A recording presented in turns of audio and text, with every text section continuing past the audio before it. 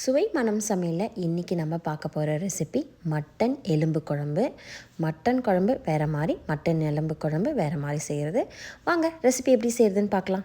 Mutton குழம்புக்கு வறுத்து நம்ம அரைக்க வேண்டிய பொருள் வந்து கசகசா 2 ஸ்பூன், சோம்பு 2 ஸ்பூன், மல்லி 3 ஸ்பூன், ஜீரகம் 1 ஸ்பூன், மிளகு 1 ஸ்பூன், ஏலக்காய் ஒரு 4, கிராம்பு ஒரு 5, பட்டை ஒரு 4 எடுத்துக்கோங்க சின்ன சின்ன சைஸில். பிறகு பிரியாணி இலை ஒரு 3. இவங்க எல்லாரையும் சேர்த்து நல்லா வறுத்துக்கலாம். கல்பாசி ஒரு 6 ஸ்பூன் அளவுக்கு சேர்த்துக்குங்க. இப்போ நல்லா வறுத்து எடுத்தாச்சு, எண்ணெய் சேர்க்காமல். இப்போ இவங்கள தனியாக எடுத்து வச்சுப்போம். பிறகு அதே பேனில் ஆயில் கொஞ்சமாக சேர்த்து, உங்களுக்கு என்ன ஆயிலோ எந்த ஆயில் வேணாலும் சேர்த்துக்குங்க. நான் நல்லெண்ணெய் சேர்த்துருக்கேன்.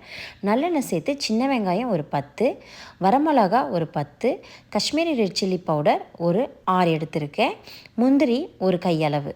இவங்க எல்லாரையும் சேர்த்த பிறகு இஞ்சியும் பூண்டியும் சேர்த்துருக்கேன். இஞ்சி ஒரு 50 கிராம்னா பூண்டு ஒரு 100 கிராம் அளவுக்கு சேர்த்துக்குங்க. இவங்கள எல்லாமே நல்லா எண்ணெயில் நல்லா நம்ம வதக்கிக்கணும் ஃபஸ்ட்டு. இப்போ நல்லா வதங்கின பிறகு தேங்காய் ஒரு 1/4 கப்பு துருவின தேங்காவை நான் ஆட் பண்ணிக்கிறேன். ஃப்ரெஷ்ஷான தேங்காய் இருந்தாலும் நீங்கள் ஆட் பண்ணிக்கலாம். இப்போ நெக்ஸ்ட்டு வந்து நம்ம புதினாவை கொஞ்சமாக ஆட் பண்ணிப்போம். ஒரு 10 to 12 இலை தான் நான் ஆட் பண்ணியிருக்கேன். மல்லி அதே மாதிரி ஒரு அரை கை அளவுக்கு ஆட் பண்ணிக்கலாம். இவங்களையும் சேர்த்துட்ட பிறகு இப்போ கேஸ் ஆஃப் பண்ணிவிடுவோம். கேஸ் ஆஃப் பண்ணிவிட்டு ஆல்ரெடி நம்ம வறுத்து வச்சுருக்கிற எல்லா இன்க்ரீடியன்ஸும் இப்போ இவங்களோட சேர்த்துடலாம். சேர்த்துட்டு ஒரு மிக்ஸ் பண்ணிவிட்டு ஆறின பிறகு நம்ம மிக்ஸி ஜாரில் அரைச்சி எடுத்துக்கலாம். இப்போ ஒரு பேனில் நம்ம ஆயில் சேர்த்துப்போம். நல்லெண்ணெய் நான் ஆட் பண்ணியிருக்கேன். நல்லெண்ணெய் ஆட் பண்ண பிறகு ஒரு பிரியாணி இலை, 2 பட்டை, 400 கிராம் அளவுக்கு பொடியாக நறுக்கின வெங்காயத்தையும் ஆட் பண்ணிக்கலாம். இப்போ கருவேப்பிலை கொஞ்சமாக ஆட் பண்ணிவிட்டு நம்ம எல்லாமே நல்லா வதக்கி எடுத்துப்போம். மட்டன் எலும்பும் உப்பும் மஞ்சள் பொடியும் போட்டு நல்லா நான் வேக வச்சு எடுத்து வச்சுருக்கேன். இப்போ லைட்டாக நல்லா வதங்கிடுது. இந்த டைமில் நம்ம அரைச்சி வச்சுருக்க விழுது சேர்த்துப்போம். விழுது பார்த்திங்கன்னா நான் டேபிள் ஸ்பூன் அளவுக்கு ஆட் பண்ணுறேன். ஸோ கிட்டத்தட்ட ஒரு 5-6 டேபிள் ஸ்பூன் அளவுக்கு நான் ஆட் பண்ணியிருக்கேன். காரப்பொடியோ வேறு எந்த பொடியோ நம்ம சேர்க்க போகிறதில்ல. முழுக்க இந்த மசாலாவில் தான் இந்த குழம்பு நம்ம செய்ய போகிறது. ஸோ மசாலா தான் மெயின் இன்க்ரீடியன்ட்ஸ். இப்போ எல்லா மசாலாவும் ஆட் பண்ணியாச்சு. ஆட் பண்ண பிறகு நல்லா வதக்கி எடுப்போம். பச்சை வாசம் உங்களுக்கு நல்லா போன பிறகு மஞ்சப்பொடி ஒரு 1/4 ஸ்பூன் அளவுக்கு ஆட் பண்ணிக்கோங்க. மஞ்சப்பொடி சேர்த்தோ நல்லா வதக்கிடுங்க. வதங்கின பிறகு ஒரு 150 கிராம் அளவுக்கு தக்காளி நிறைய சேர்க்கணுன்னு அவசியம் இல்லை. ஸோ 150 கிராம் அளவுக்கு சேர்த்தா போதும். உப்பு ஒரு 1.5 ஸ்பூன் அளவுக்கு நான் உப்பு சேர்த்துருக்கேன், கல் உப்பு. உப்பு சேர்த்து லைட்டாக வதக்கி விட்டு ஒரு லிட்டு போட்டு ஒரு 2 minutes க்ளோஸ் பண்ணி வைப்போம். தக்காளி நல்லா உங்களுக்கு வதங்கட்டும். தக்காளி நல்லா வதங்கின பிறகு நம்ம வேக வச்ச மட்டன் எலும்பை ஆட் பண்ணிக்கலாம்.